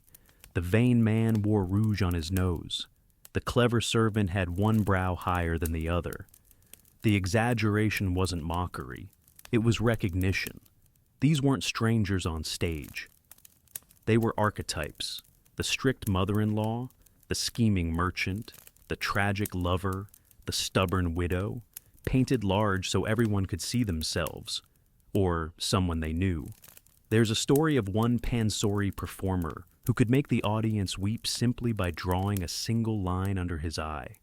They said, "He paints sorrow so softly, it falls from the face like water." And when asked how he chose his makeup, he replied, "I don't choose. The story chooses for me." Historians still debate how formalized these makeup styles were. Some believe they followed unspoken codes passed down from mentor to apprentice. Others say each performer invented their own style, altering it from town to town like a traveling recipe. But all agree, the painted face was never just surface. It was soul made visible. Even female performers, though rarer in early periods, used makeup to stretch the boundaries of their roles. A woman might paint herself into an old man, or a general, or a ghost. One folktale tells of a Pansori singer who performed as a king so convincingly that an official in the audience saluted her without thinking. She bowed in return, her cheeks painted gold, and then there were the traveling mask dancers, the talcum performers, whose faces were sometimes painted instead of hidden. Their makeup followed local tradition: bold white, streaked red, exaggerated smiles or sunken eyes. Their performances often carried satire, poking at the hypocrisy of monks, the arrogance of nobles, the foolishness of the greedy. Makeup helped tell those jokes before a word was even spoken. This, too, was a kind of beauty, not delicate, not still, but brave, loud, alive, and yet, it didn't erase the older ideals. It danced with them. A woman might powder her face quietly in the morning, Then apply theatrical rouge that evening, not to deceive, but to express different truths, one for the world, one for the stage. Even today, echoes of this layered identity remain in Korean theater, in modern K-pop, in TV dramas where characters shift between softness and performance with the flick of an eyebrow pencil or the tilt of a lipstick brush. Beauty isn't static. It adapts. It reacts. It listens. And in these performances, it speaks through painted eyes, through colored lips, through lines drawn not for allure, but for empathy. Let your breath slow now, not into silence, but into rhythm. Imagine the steady buck drum, low and patient, like a heartbeat under silk. The face before you painted bright, strange, full of emotion, and entirely human. Let that image rest in your chest, not as contradiction, but as expansion. A reminder that beauty is many things: stillness, scent, ritual, and sometimes a performance so honest it has to be painted first to be believed. Next, we'll return to the quiet spaces behind the curtain, where women recorded their beauty knowledge in ink and brush. Recipes, rituals, and handwritten scrolls that captured what could not be said aloud. But before we step away from the spotlight, stay here. Let the painted face fade slowly, stroke by stroke, until what's left is only the story, not seen, but remembered. The laughter of the pansori fades now, dissolving like rouge into water. The painted faces step back behind the curtain, leaving only the hush of afterthought and the scent of candle smoke. And into that silence, something delicate begins to unfold. A scroll, not a scroll of laws or poems, but of beauty, handwritten, careful, quietly revolutionary. In the quiet rooms of noble households, especially during the later Joseon Dynasty, women recorded their wisdom in private books. These weren't official texts, they were personal manuals, passed between sisters, from mother to daughter, from tutor to pupil. They were called by many names: Gyuhap Chongseo, Naehun, or simply the Woman's Handbook. Some were more encyclopedic, others more like diaries, but all shared one purpose: to preserve and transmit the rhythms of daily grace. You imagine a woman seated at a low table in a quiet courtyard. She dips her brush in ink, her handwriting curved and even, as if mimicking the flow of water. She's not writing for the world. She's writing for the next set of hands that will hold this book, perhaps years, perhaps decades from now. She writes about the right season for collecting safflower petals, about how many times to grind rice to achieve the finest powder, about which herbs brighten the face and which ones soften the voice. There are pages on cleansing rituals, instructions to wash the face with bean water, to soak one's hands in chrysanthemum tea, to brush the scalp with pine ash mixed into oil. Other entries focus on seasonal routines. In spring, they say, use cucumber. In summer, barley flour and shade. In autumn, sesame oil for the hair. In winter, warmed milk and honey to keep the cheeks from cracking. These rituals were precise, but not rigid. They were rooted in observation, the texture of one's skin in different weather, the way fatigue showed in the eyes, the feel of one's pulse after eating certain fruits. There's even a note in one text that reads, "If your dreams are restless, rub a drop of mugwort behind your ears." It was beauty not as decoration, but as harmony, a daily practice of listening to the body, to the air, to time itself. And it wasn't only about the face. Many of these manuals included sections on sleep, breathing, and even posture, how to sit during embroidery so the spine stays long, how to rise from the floor without disturbing your robe, how to sleep with your head slightly turned, so your dreams don't pool too heavily in one cheek. They also offered advice on emotional beauty. Kindness was considered vital to appearance. A sour heart, some believed, would sour the skin. If you frown in daylight, one line warns, you will wrinkle in moonlight. There were even chapters on speech, how to shape the mouth for pleasant sounds, how to listen with eyebrows slightly lifted, how to offer a compliment that does not oblige a reply. Historians still puzzle over how widely these books were read, and by whom. Some suggest they were limited to the aristocracy. Others believe simpler versions existed in merchant homes, adapted by mothers who never learned to write but passed the lessons orally. What's certain is that the tone of these texts is not scolding or superior. It's intimate, as if a friend has leaned closer and said, "Here, let me show you what helped me." And some of them are charmingly specific. One scroll advises against applying safflower too soon after crying. Another recommends whispering a favorite word while powdering the neck, so the sound will rest beneath the skin. There's a guide for preparing perfume paper to line one's writing desk, so that even notes to a sibling carry a faint memory of jasmine. And a list of lucky cleansing days, based not on superstition, but on the waxing and waning of energy through the lunar cycle. There's even a passage that says, if you feel plain, walk near plum blossoms, let them borrow their glow to you. The authors of these manuals were not seeking attention. They were seeking continuity, peace, the sense that one's hands were part of something larger, a lineage of small, beautiful acts.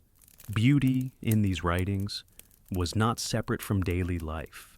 It was daily life, in the careful way one folded linens, in the temperature of water used for washing, in the quiet discipline of arranging hair in the morning. And while men often dominated public texts, these scrolls belonged to women. They were a private literature of care, not loud, but lasting.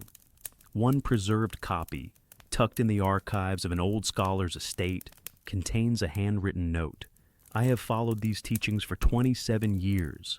My mirror says nothing, but my soul feels rested. Perhaps that's the truest measure. Historians still argue whether these manuals reflect freedom or obligation, whether they empowered women or simply taught them to perform. But maybe that's the wrong question. Maybe the manuals didn't teach women to be beautiful.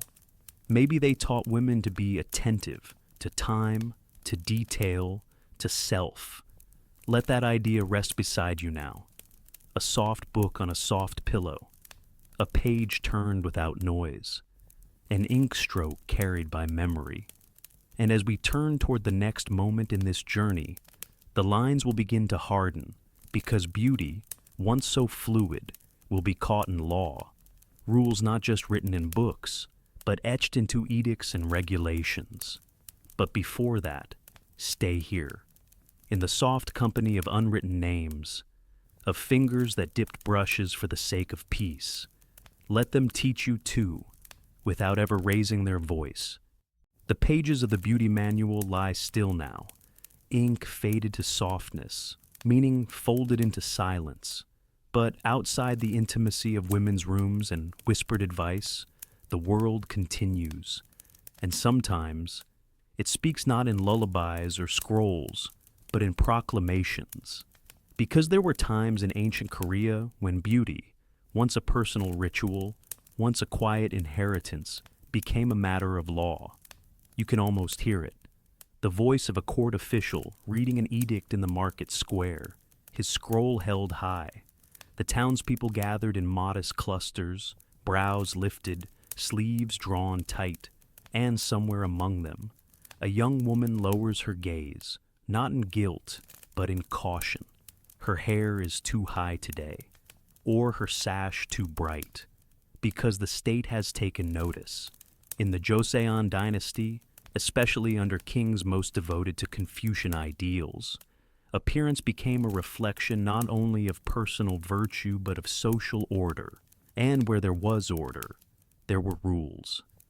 Beauty, in this context, was no longer just a private expression. It was a public signal, and public signals required supervision. One of the clearest examples came in the form of dress codes and appearance regulations, written into law and enforced through officials known as guanbu. These magistrates didn't only judge land disputes or tax ledgers, they also observed how people dressed and whether they complied with class-appropriate adornment. The rules were detailed, exhaustively so. Hairpins, for example, were strictly classified. Gold binyeo were permitted only for royalty and the highest-ranking noblewomen. Silver pins could be worn by lower-ranking officials' wives. Wooden or bone pins were for commoners. To wear a pin above your station was considered a violation of societal harmony, a disorder of both style and status. Even colors were regulated. Deep crimson, jade green, or certain purples were reserved for the elite. Some dyes, like those extracted from safflower or indigo, were so costly and symbolic that their use outside court circles was considered not only improper, but unlawful. And cosmetics? They weren't exempt, although rarely outlawed outright. The tone and intensity of facial adornment were scrutinized. Too much rouge, too much shine, especially on someone of humble means, might be met with a warning, or, worse, public shaming. Records describe incidents where young women in merchant families were fined or reprimanded for appearing too lavish in public, their appearance judged as aspiring above their social rank. One decree stated plainly, "Let the face reflect the station. Let vanity not disturb the balance of roles." It's a poetic line, but also a controlling one. Historians still debate whether these laws were widely enforced, or merely symbolic gestures, ideals written more for image than implementation. But diary entries and court records suggest that many people took them seriously, and many women learned to navigate them with care. Some responded with subtlety, blending rosewater into rice powder to create a glow that couldn't be labeled rouge.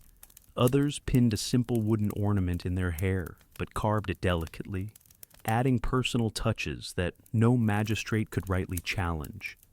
These small adaptations were not acts of rebellion, but of resilience, a kind of whispered negotiation with power.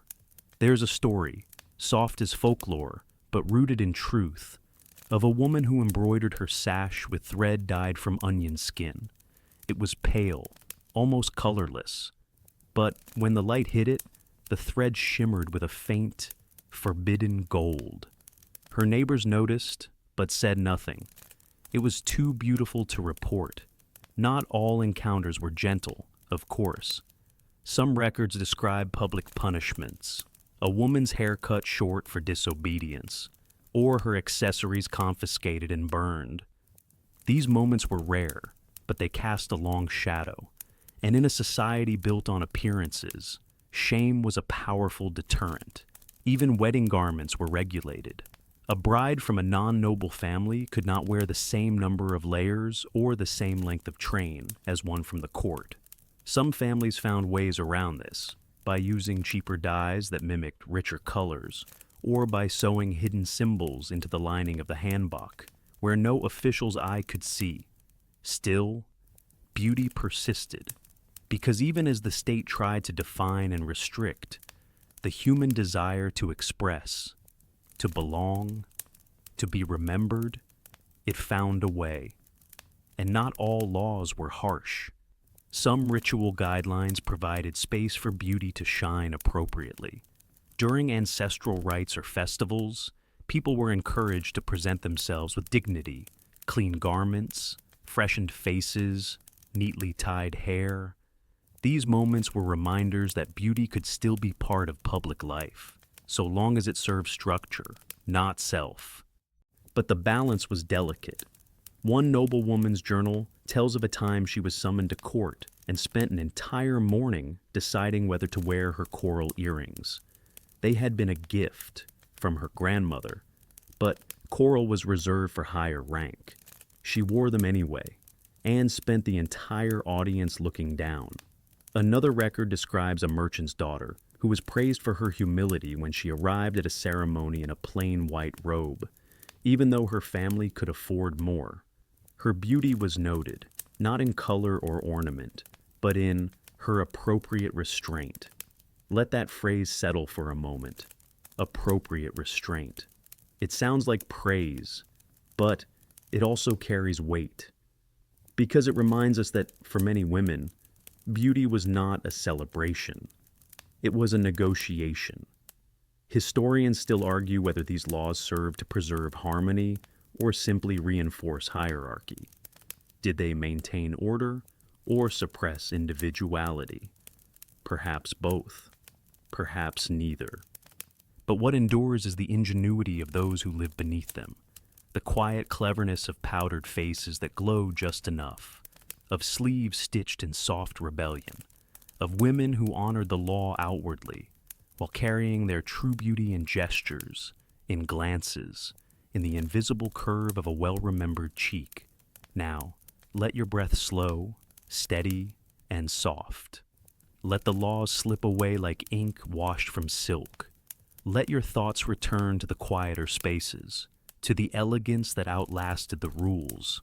Because next, we'll turn toward legacy, toward the threads of beauty that stretch beyond time, in ideals passed down not through law or class, but through care. But before we go, stay here. Rest with the women who once chose their earrings carefully, who measured color like a prayer, who made grace a daily act of courage. Their silence is not empty. It is full of meaning. The rules have faded now, not erased, but folded away like old silk. The magistrate's voice is gone. The proclamations have grown quiet, and what remains is what always does. The hands of women, still moving, still remembering. Because even when beauty was regulated, restricted, quietly reprimanded, it was never forgotten. It lived in daily gestures, in whispered advice, in the careful passing of small tools from one generation to the next. And in this way, elegance endured. You find yourself in a quieter century now. A new light filters in, not the oil lamps of Joseon, but electric bulbs humming faintly in a Seoul alleyway. It's the 1930s, and a girl sits beside her grandmother on a floor mat, watching as the older woman applies powder with a round cotton puff. Not for ritual, not for show, just because it's morning, because that's what she's always done. The girl asks, "Why do you press your cheeks like that?" The grandmother smiles. "So I remember I have a face." That answer doesn't change history, but it carries it forward. By the 20th century, the strict codes of Confucian appearance had loosened, but the habits remained. Beauty traditions adapted. They weren't abandoned, just reshaped. Modern Korean women still turn to powders, but now from glass bottles and mirrored compacts. Red tints arrived in metal tubes instead of hand-carved pots. And though the ingredients changed, the rituals didn't. Women still tapped, still dabbed, still chose softness over glare. The techniques passed down by scholars' wives and kissing performers found their way into apartments, into train stations, into schoolyards. And as Korea modernized, its beauty practices didn't vanish under the pressure of Western trends. Instead, they blended rice powder and foundation, safflower and lipstick, paper fans and hair dryers, creating something new, but still rooted. This is not nostalgia. This is continuity. In today's Korea, beauty is a thriving industry, globally celebrated, sometimes even envied. But if you look closely, through the glass of the modern, you'll find traces of what came before. The gentle curve of a modern brow still follows the ideals shaped in Goriot portraits. The soft flush of a just-bitten lip still echoes the safflower stain once tapped on wedding mornings. Even the sheet masks worn at night, cool, white, almost ghostly, mirror the rice paste masks applied centuries ago in courtyard rooms. Historians still argue, is this legacy or reinvention? A clever branding of old forms, or an unconscious inheritance, but maybe those two are not so different. Maybe what matters is not whether the thread was cut or knotted, but that it's still being woven, across time, across culture, through the hands of women who may not know the names of their foremothers but carry their gestures anyway. There's a modern saying among Korean grandmothers, "Don't teach beauty. Just let them watch your hands." And perhaps that has always been true. Beauty wasn't taught with lessons. It was modeled in the brushing of hair, the folding of robes, the silence before a mirror. Even now, young girls sit beside mothers who pause before applying lipstick, not for color, but for calm, who tie their daughter's hair and smooth the part, not out of necessity, but habit. A habit inherited from someone long gone, and still here. In family photo albums, you might notice it too. The older portraits, the sepia ones, with their powdered skin, their tight buns, their unreadable expressions, they look still, composed, maybe even austere. But look again. You'll notice the sleeves, perfectly pressed, the lips, faintly touched with color, the necklines, aligned with care, all signs of hands that remembered what beauty meant, even when no one was watching. And today, in a world of selfies and streaming, of endless filters and bold palettes, some of those same signs remain. A young office worker choosing a barely there tint for a big presentation. A grandmother gently powdering her face before visiting the market. A student adjusting her bangs in the reflection of a train window, not for anyone else, just to feel right within herself. These aren't grand gestures. They aren't declarations. They're echoes. And echoes matter. They tell us that beauty was never just about appearance. It was about presence. To show up in the world not just clean, but cared for. Not just visible, but felt. One modern poet wrote, "My mother wore her hair like a question mark. I didn't answer it. I copied it." Let that settle with you now. The idea that beauty is not passed through definition, but through repetition, through rhythm, through the way a hand reaches for powder. Even when no one's watching, the heirs of elegance are not named. They are not recorded in textbooks. They are not queens or courtesans. They are women who remembered how to sit before a mirror, who folded their towels in thirds, who never forgot the exact amount of balm to press beneath the jawline. You might even be one of them. And as we move toward the final pages of this story, we turn now to questions that remain. Historians still don't agree. Did these rules confine or protect? Did beauty serve the self or the system? But before we go there, stay here. Sit beside the girl on the floor mat.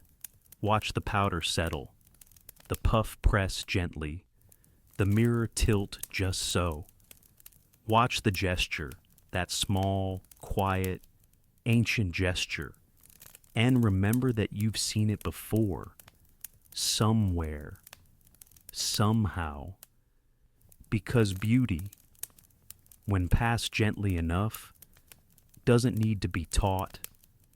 It simply stays. The rhythm of inheritance still hums around you, faint, like scent on old fabric. You've followed the gestures, the echoes, the pressed powders and whispered rituals. You've watched beauty pass from one generation to the next like a breath that refuses to vanish. But not everyone sees it the same way. Somewhere, across the pages of academic journals and the hushed halls of archives, voices linger, not in agreement, but in question. Because even now, centuries later, historians still debate what all of this truly meant. Did these ancient rules of beauty, the powders, the hairpins, the color codes, empower women? Or did they restrict them?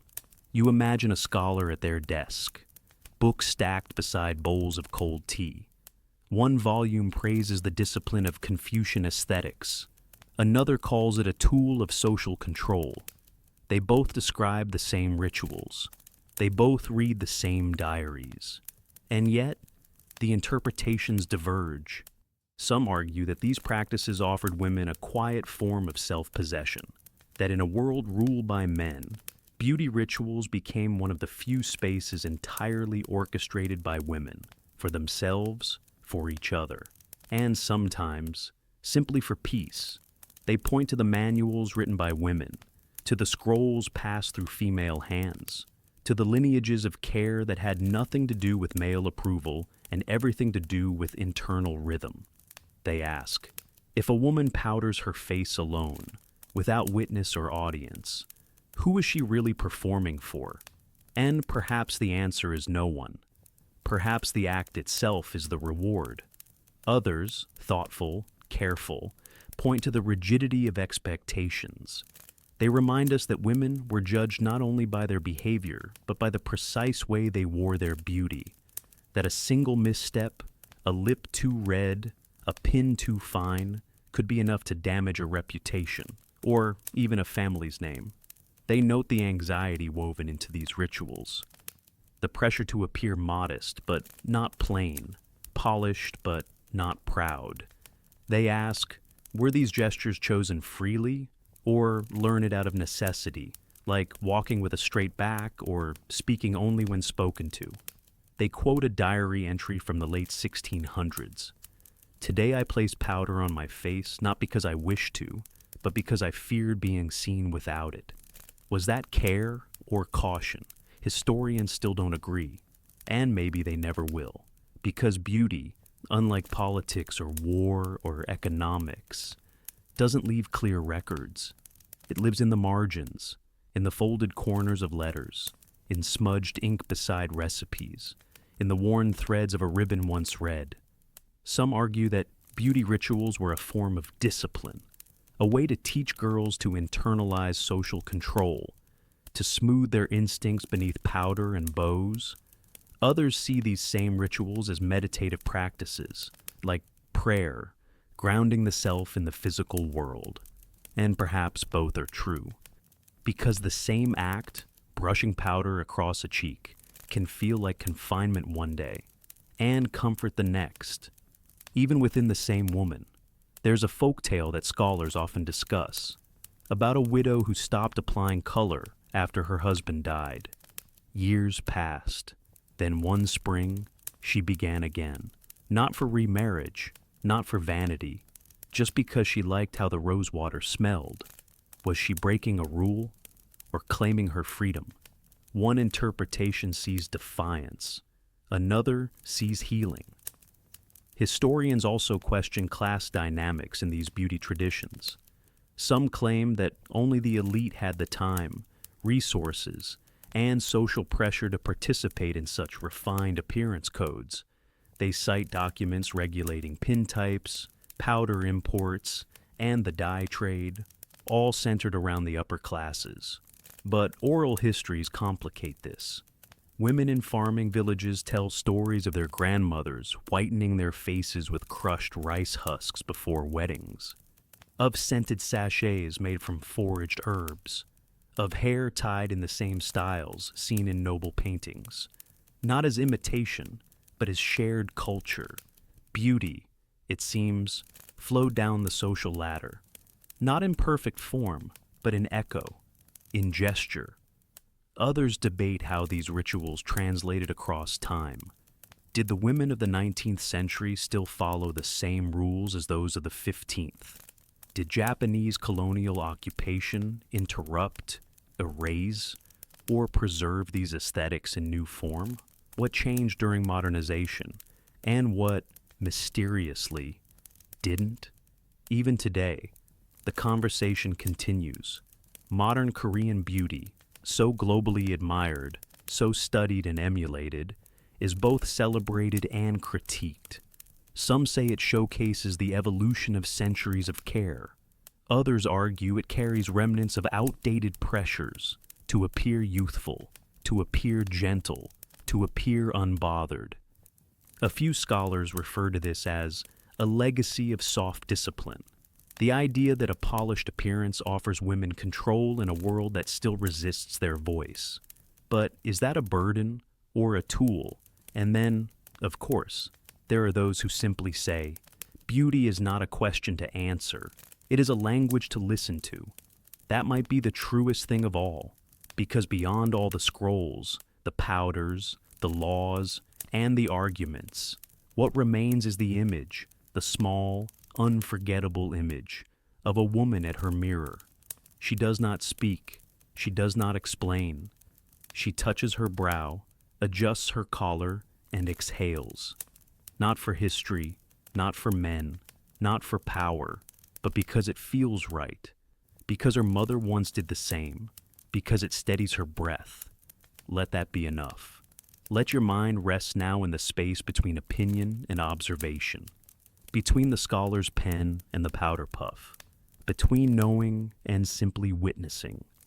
In our final moment together, we'll step back one last time, not to summarize, but to settle, to let the strange rules of beauty in ancient Korea fade like dusk into stillness. But before that, pause here. In the company of questions, let them drift through you like incense in an open room. You don't have to answer them. Just breathe.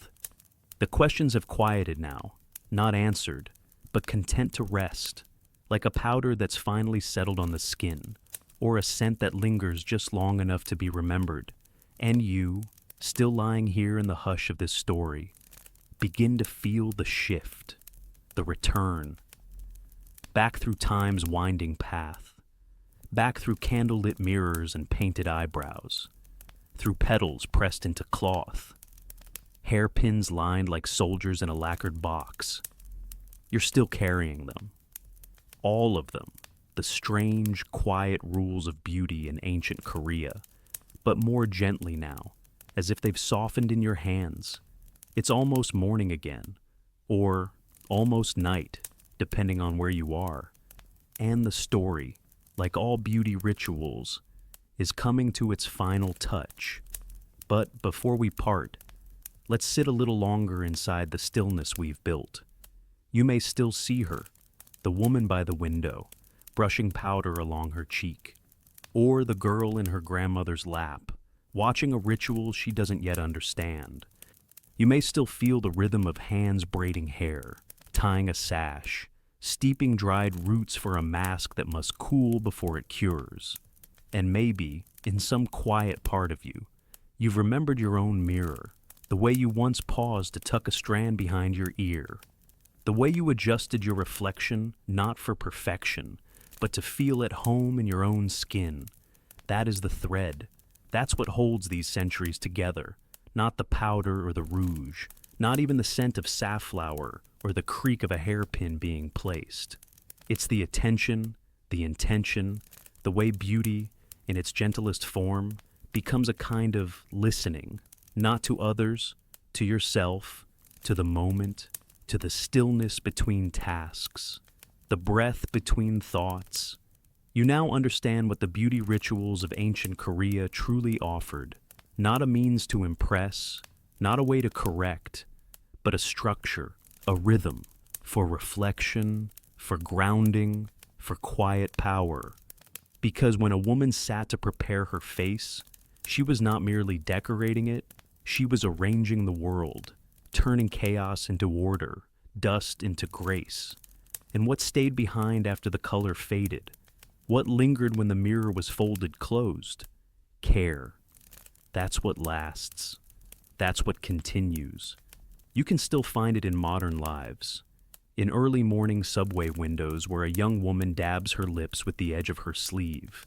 In a grandmother's habit of folding tissue paper before placing it under a powder compact.